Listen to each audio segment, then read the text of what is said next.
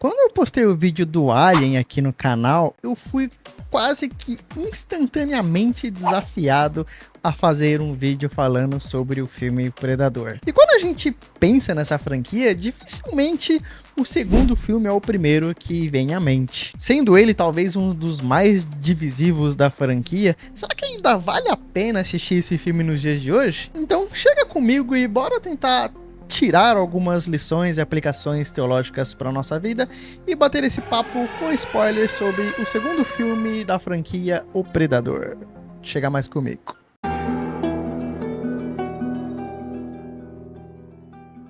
Então, salve galera, sou o Rafael Fi e esse aqui é o Teologia em Hollywood, canal cuja proposta, é claro, é nós trazermos uma análise, uma leitura cristã de obras cinematográficas no geral.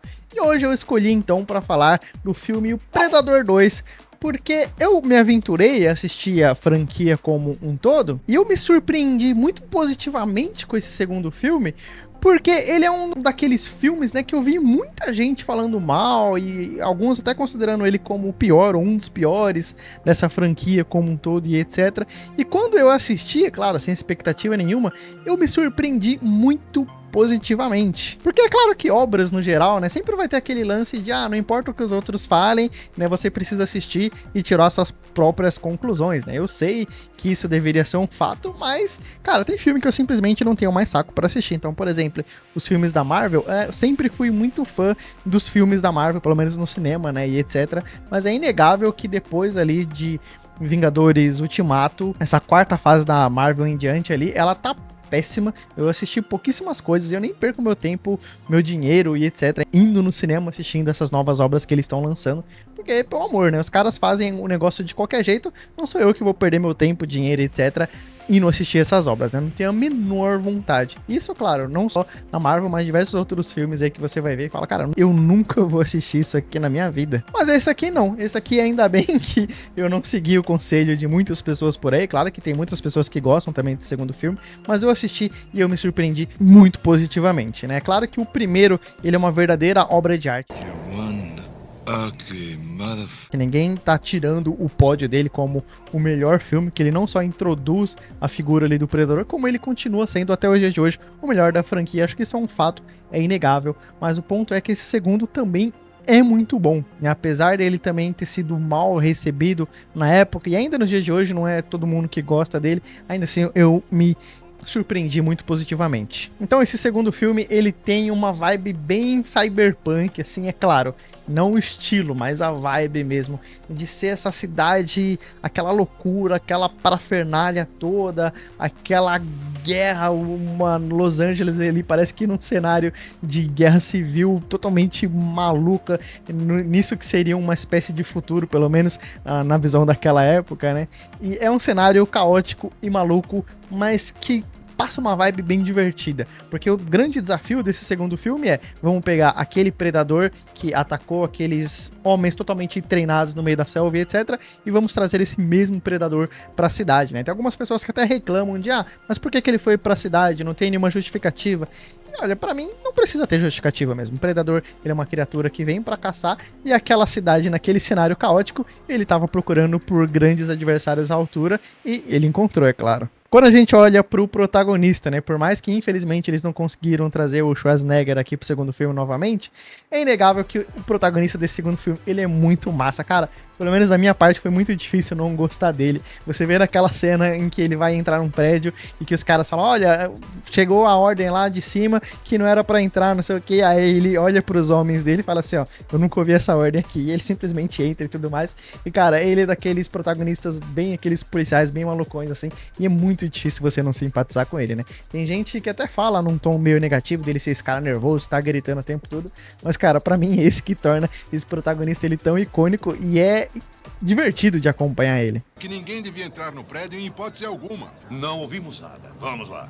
Tudo bem. Então esse filme, ele vai ser o mais clichê, mas no sentido mais positivo possível, né? Quando a gente olha para aquela cidade, ela é extremamente cartunesca, né? Aquele cenário bem maluco, bem doidão. E aí aqui, é claro, você tem que ir com a mente aberta, cara, pra você se divertir, dar umas risadas, né, dar umas gargalhadas, porque senão você realmente, se você levar esse filme a sério demais, você realmente não vai curtir a experiência. Então esse segundo filme, de maneira geral, ele vai seguir bem parecido, assim, a linha do primeiro filme, no sentido de que vai ser um grupo de homens extremamente preparados e etc, mas que se deparam ali, de repente, então, com um mal desconhecido e muito maior de tudo aquilo que eles estão acostumados a lidar. Então, nesse sentido, a linha narrativa dos dois, ela é bem parecida. Mas eu, cara, gosto demais da introdução do Predador aqui nesse segundo filme. É claro que, de novo, né, não vou ficar comparando com o primeiro filme. O primeiro filme também introduz o Predador de uma maneira fantástica, incrível.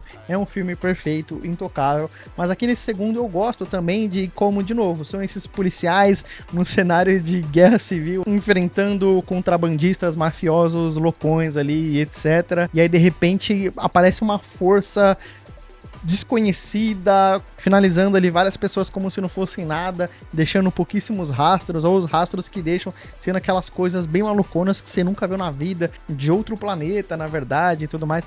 Então eu gosto como que pouco a pouco vai sendo introduzida essa ameaça que é o Predador, e como de fato eles vão pegando em cada cena, em cada cenário, em cada morte, eles vão pegando alguns detalhes e vai criando um pouco mais esse senso, ou eles vão descobrindo aos poucos o que é essa criatura do Predador, né? É claro que o Predador aqui nesse segundo filme, ele também está extremamente brutal, né? Digno do Mortal Kombat, que pelo amor. E é claro que o filme, ele ainda teve que cortar diversas cenas, diversas partes, porque ele tava muito violento, muito brutal. E para eles diminuírem a classificação etária do filme, eles tiveram que cortar muitas cenas. Mas ainda assim, o Predador aqui está extremamente brutal, cara. E aqui, cara, nesse segundo filme, a gente tem um desses pontos centrais, assim, que pra mim faz esse filme crescer demais, que é essa expansão da lore, né, daquele universo, onde que a gente vê que o próprio Predador que aparece nesse segundo filme, óbvio que ele não seria o mesmo do primeiro, mas que ainda assim tem detalhes, pequenos detalhes na sua aparência, na sua roupa, na sua armadura, na sua face e etc, que mostram que por mais que eles sejam da mesma raça ali, ainda assim tem diferenças entre eles, né? E a gente vai ver também não só eles entrando na nave, mas tendo a clássica cena daquela cabeça de xenomorfo na sala de troféus daquele Predador e etc. E isso é muito louco, porque o quadrinho, é claro, ele já havia trabalhado com esse conceito de Alien vs Predador antes do lançamento desse filme, mas é inegável que foi esse filme que popularizou e que fomentou, ou que criou essa expectativa urgente ali em muitas pessoas em verem isso nas telonas dessa grande briga do Alien versus Predador, né? E por sinal, infelizmente, não foi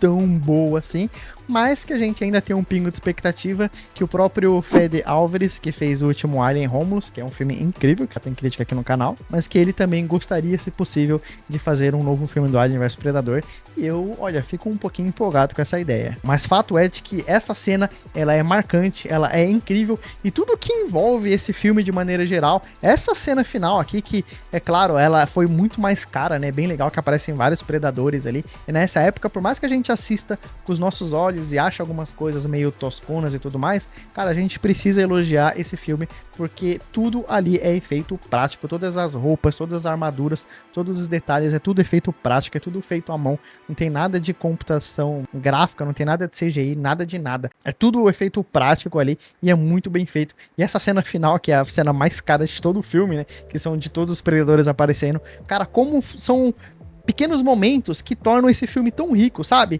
Porque ele não precisa ficar falando, ele não precisa ficar explicando, ele não precisa ter algum personagem falando verbalmente, explicando toda a lore, expansão do universo, etc. São alguns pequenos elementos, de novo, na armadura do bichão, é a parede, é a nave dele, é um detalhe que apareceu ali, são todos esses pequenos elementos, são aquele monte de predadores onde a gente vê que todos eles são diferentes, todos eles têm características únicas, a gente vê o outro que parece que é muito mais idoso e que lidera aquele grupo e etc.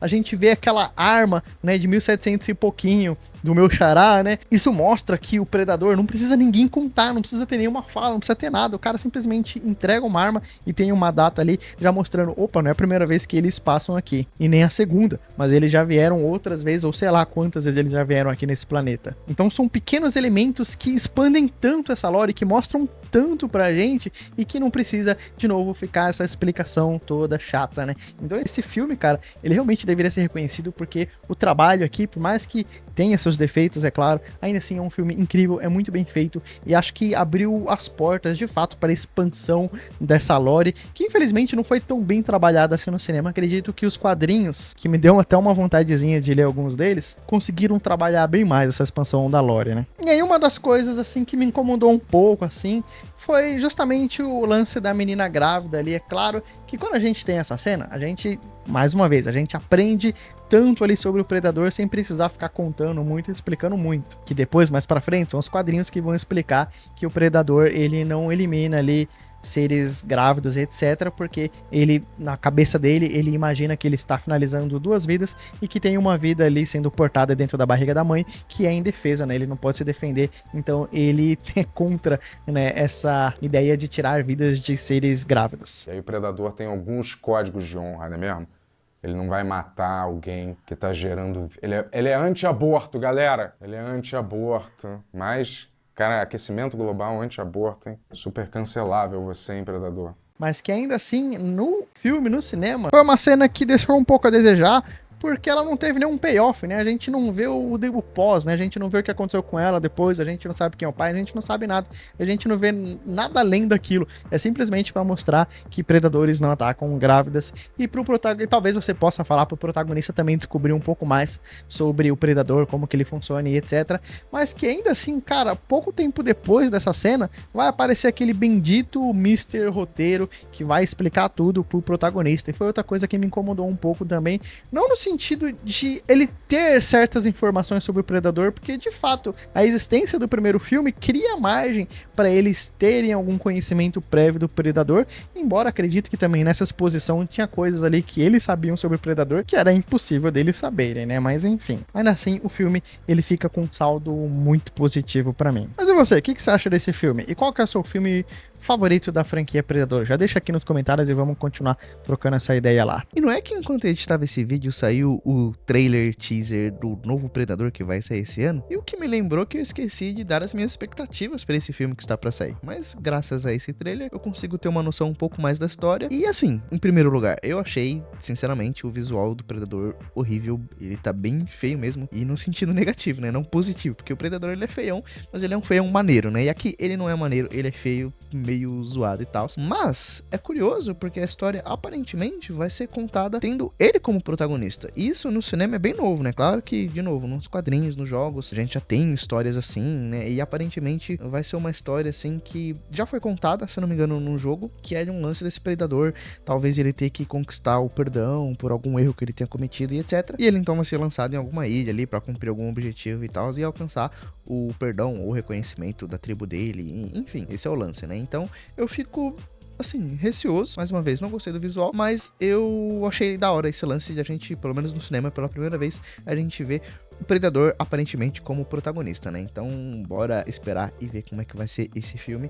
E se tudo der certo, assim que ele sair, eu trago ele aqui no canal. E bora continuar então com as nossas aplicações teológicas. Acho que a grande lição que a gente pode tirar do filme do Predador, e acredito que tanto o primeiro como o segundo passam essa ideia muito bem, é de que nós não estamos a salvo, nós não somos tão fortes quanto parecemos. Mais uma vez, o primeiro e o segundo tem a estrutura bem parecida nesse sentido, de homens extremamente preparados, policiais ou homens do exército, tudo mais, maquinados até os dentes, que hoje a gente vê, a gente tem essa leitura, hoje não, na época também, a gente tem essa leitura de, é um filme de ação enfrentando alienígenas, né? Só que o grande ponto é que esse filme, ele se assemelha muito mais a um filme slasher, só que ao invés da gente ter as famosas Final Girls, né, que são aquelas meninas indefesas, mas que conseguem dar um jeito de sobreviver e dar cabo do assassino, aqui a gente vai ter homens brucutus, extremamente másculos, fortes, preparados e etc, mas que ainda assim existe um mal maior do que eles, que pode finalizá-los ali num piscar de olhos, como se eles não fossem nada. E isso reflete essa realidade de que nós também não devemos confiar em nós mesmos, nós também não devemos ser confiantes em nós mesmos, nós também não devemos ser arrogantes e achar que nada pode nos acertar, nada pode nos atacar, né? Nós temos um inimigo invisível, um leão que ruge e que anda ao nosso derredor, que clama pelas nossas vidas, que clama para moer as nossas vidas como se fosse trigo. Então a gente tende a ter essa certeza, não confiarmos em nós mesmos. Eu já comentei isso em algum vídeo aqui no canal, de que a gente precisa estar atentos para não cairmos no risco de criar métodos espirituais achando que a gente está se blindando contra o mal espiritual. É claro que, mais uma vez, é importante a gente ter a nossa vida devocional, de nós buscarmos a face de Deus diariamente por meio da comunhão com os irmãos, da leitura da palavra, da oração e tantos meios de graça que o Senhor nos deixou, mas que ainda assim a gente não pode ficar confiante. Eu tenho tantas horas de jejum, eu vou orar no monte, eu tenho essa rotina, eu tenho essa e aquela, eu oro tantas vezes por dia, e achar que por causa disso você é um super crente inabalável que nenhum mal vai te acertar, né? Não, nós temos um inimigo que é muito mais poderoso do que qualquer um de nós, do que todos nós juntos, na verdade, mas que graças a Deus que o nosso Senhor, ele já derrotou esse inimigo, ele já é um inimigo derrotado, e que não só isso, mas que ele mesmo derrotou todos os nossos inimigos e os coloca à nossa disposição, que a gente vai ver isso lá em Romanos 8, onde vai falar que nós somos mais que vencedores. E é curioso que essa ideia de mais que vencedores, que a gente até gosta de citar com frequência, mas qual que é a ideia de um mais que um vencedor? Um vencedor é aquele que vence os seus inimigos, que entra numa batalha e derrota os seus inimigos. E o mais que vencedor é esse que não só derrota seus inimigos, mas que agora os torna escravos, que agora pega esses inimigos e os coloca para nos servir. E essa é a imagem bíblica, de que Cristo, ele não só derrota todos os nossos inimigos na cruz, o diabo e as suas hostes, o mundo, a carne e o diabo. Jesus, ele vence todos os nossos inimigos. Ele vence a própria morte. E então ele coloca tudo isso à nossa disposição para sermos nossos servos. E daí então que ele conclui que todas as coisas cooperam para o bem daqueles que amam a Deus. E o que são essas coisas? Paulo, ele vai dar uma pequena lista ali, ou uma extensa lista, depende do ponto de vista, mas onde ele vai mostrar que são justamente coisas que nos causam sofrimento, são a morte, a fome, a nudez, o perigo ou espada, que todas essas coisas que não vão deixar de existir antes da vinda de Cristo, que nos assolam diariamente, que nós vamos passar por essas coisas, mas que ainda assim, quando a gente passar por essas coisas, a gente ter a certeza que não é um sofrimento vazio, mas que essas coisas na verdade servem para o nosso crescimento, servem para que nós diariamente nos tornemos pouco a pouco mais parecidos à imagem do nosso Senhor Jesus Cristo, porque esses sofrimentos, mais uma vez, não são vazios, mas são nossos servos, eles são instrumentos de Deus, por assim dizer, para que nós sejamos lapidados e cresçamos à imagem de Jesus Cristo.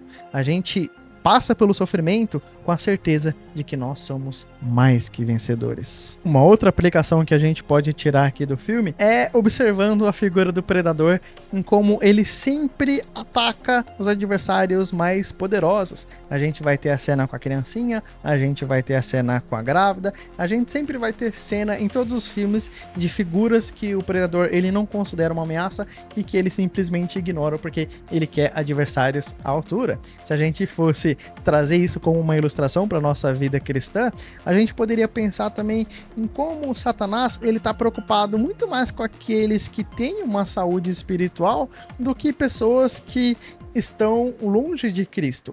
Porque geralmente, infelizmente, na internet, no meio cristão da vida aí, a gente fica associando os ataques e as investidas de Satanás a coisas tão banais, tão bobas. Então, o diabo vai te visitar à noite porque você tá assistindo um filminho de terror, né? Eu gosto de sempre trazer esse exemplo porque filme de terror, eu gosto bastante de filme de terror, falo bastante de filme de terror aqui no canal, mas que as igrejas, elas têm muita dificuldade com filme de terror, porque eles trazem essa ideia de, se você assistir isso aqui, olha, vai ficar atraindo energia ruim pra sua casa. Isso não só com filmes de terror, mas com tantas coisas, com tantos elementos da cultura que as pessoas ficam demonizando, falando, o diabo tá aqui, o diabo tá ali, o diabo tá acolá e etc. E é claro que a gente tem que ter discernimento e cuidado com o que a gente consome na nossa cultura, no dia a dia, mas fato é que a gente geralmente tem um olhar errado para essas coisas, né? Eu até falei isso um pouco no meu vídeo da órfã, em que, como muitas vezes a gente fica demonizando certas coisas e outras coisas que parecem tão inocentes, na verdade são coisas demoníacas, passando ensinamentos demoníacos, passando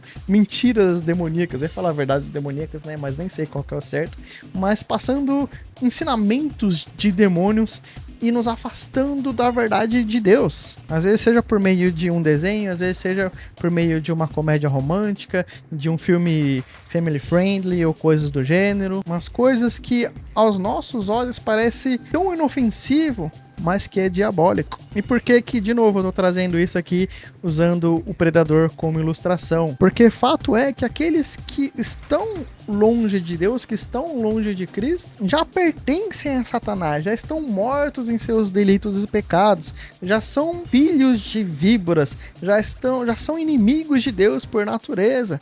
Nós já nascemos longe de Deus e Satanás não tem que se preocupar com quem já é dele, mas ele vai se preocupar, ele vai ser mais feroz, ele vai atacar mais ferozmente aqueles que estão buscando a Deus, aqueles que estão mais fervorosos na sua vida com Deus, aqueles que vivem perto de Deus de fato. São esses que Satanás está mais preocupado e que ele vai ser mais feroz nos seus ataques. Isso não quer dizer, claro, que Satanás também não vai estar preocupado ali em manter longe de Deus aqueles que já estão desviados, ou vamos dizer alguma coisa do gênero, mas que sim, nós nos aproximarmos de Deus não nos deixa imunes às investidas de Satanás, que a gente vai aprender não só no texto de Pedro, mas também lá em Jó, por exemplo, que Satanás ele anda ao derredor do mundo, sempre caçando a sua presa, sempre tentando atacar aqueles que estão próximos a Deus, sempre observando aqueles que têm uma vida fiel a Deus. Mas a segurança e a certeza que a gente tem é de que, claro, maior é o que está em nós do que aquele que está no mundo. A segurança em que nós temos é que Satanás ele não vai além daquilo do que Deus permitir. Nós vamos sim sofrer ataques de Satanás nessa terra, mas mais uma vez, Satanás ele é um inimigo poderoso, mas é um inimigo que já foi derrotado, que em Cristo Jesus nós temos o sim, que em Cristo Jesus nós temos o amém, que em Cristo Jesus nós já temos a coroa da justiça, que em Cristo Jesus nós temos vida eterna, que em Cristo Jesus nós somos chamados de filhos e filhas de Deus, e que por mais que a gente passe sim por tribulações, lutas, investidas do maligno constantemente aqui nessa terra, ainda assim Deus ele está no controle e no domínio de todas as coisas, e ele faz com que, mais uma vez, todas as coisas cooperem para o bem daqueles que amam a Deus, inclusive as próprias investidas de Satanás. A certeza que a gente tem é que por mais que esse inimigo nos acuse constantemente ali na presença de Deus, nós temos um advogado fiel, Cristo Jesus, que nós temos os nossos pecados perdoados e a gente tem a garantia e a certeza da vitória e de uma vida eterna ao lado do nosso Pai, ao lado do nosso Senhor e Deus. Essa é a certeza que a gente tem. Então espero que tenha ficado claro esse ponto aqui de que Satanás ele não vai estar preocupado com quem está meramente assistindo um filme de terror, mas ele vai estar preocupado com você que busca mais a Deus. Mas se você busca a Deus, você não precisa temer o inimigo, você não precisa temer as investidas de Satanás. Esse é o grande X da questão. Embora Satanás vai estar muito interessado em você, mas a gente tem, uma vez mais, essa segurança na nossa rocha viva, no nosso Senhor, no nosso Rei, no nosso Redentor. Amém? Bom, vou deixar aqui a indicação para o filme do Alien Romulus e deixa aqui nos comentários qual outro filme talvez dessa franquia você queira ver aqui no canal. Talvez eu faça um vídeo falando do filme Prey, mas eu ainda tô pensando sobre isso. Deixa aqui nos comentários se você quer ver esse vídeo aqui no canal. Mas eu vou ficando por aqui, eu espero que você fique com Deus, um abraço e eu espero te ver por aqui logo.